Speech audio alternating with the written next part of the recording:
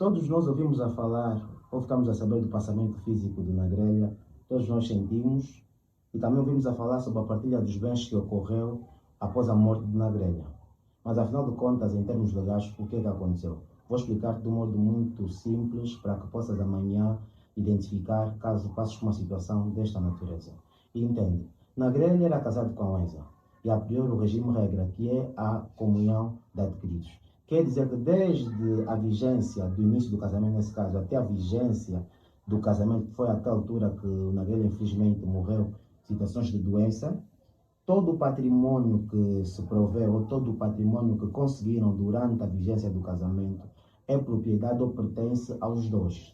Neste caso, após a morte de um deles, neste caso, infelizmente, o Nagrelha acabou por morrer, o que acontece?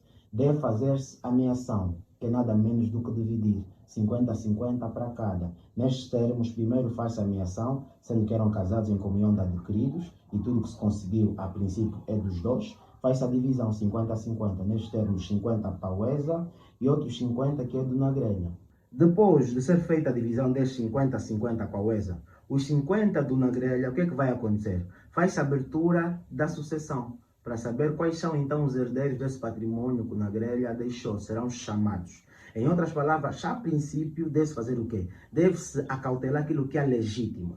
A legítima, a lei entende como sendo aquela porção do bem ou de bens que a Nagrelha tem, que não pode ser disposto, ou seja, que não pode ser colocado à disponibilidade da Nagrelha, por exemplo, testar, criar um testamento e falar que quero que seja por fulano, porque a lei acautela isso, prende uma parcela do patrimônio do decúios que obrigatoriamente deve ser aos seus descendentes ou deve pertencer aos filhos. E na questão da legítima, quando é apenas um filho, ele deve ficar com a metade da herança. Quando trata-se de mais de um, deve ficar com 2/3, ou calcula-se 2/3 deste patrimônio que o Nagrelha vai deixar ou deixou, e vai atribuir-se de modo igualitário a cada um dos filhos. E nestes termos, como verificamos, Nagrelha não deixou nenhum testamento. Então, nesse 50%, depois de se achar aquilo que é legítima, que é a porção que a lei prende, que não coloca a disponibilidade do decúios testar, ou seja, criar um testamento, de já ter sido achado, sobra mais uma parte do seu patrimônio.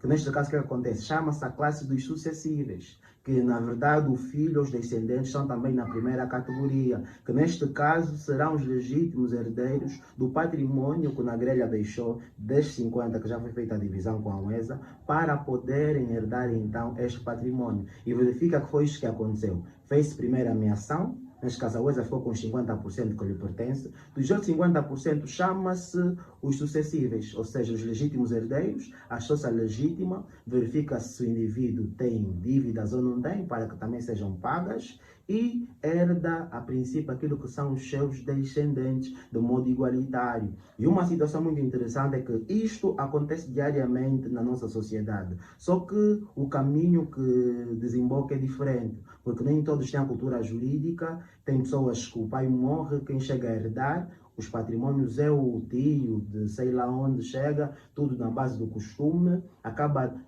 chotando, acaba retirando as crianças, a mãe, e fica com a propriedade. Mas não deve ser isso que deve ocorrer, porque nós conseguimos acompanhar um fator que aconteceu nos termos da lei, se calhar dada a repercussão social, que ocupou ou seguiu os trâmites que a lei exige. Fez a ameação e depois a partilha dos bens aos descendentes. E é isto que deve ocorrer com os demais acontecimentos que podemos verificar na nossa sociedade. Então, tu quando vês alguém que passa por uma infelicidade, que o pai ou a mãe morreu e os tios vêm, que nem lobos a querer devorar esse patrimônio, já conhecem um caminho, já podem dar luzes e direção a esta pessoa, sendo que não é legítimo esses tomarem esta posição de querer ficar com o patrimônio de quem morreu, sendo que a lei prevê como é que deve funcionar a questão da partilha dos bens.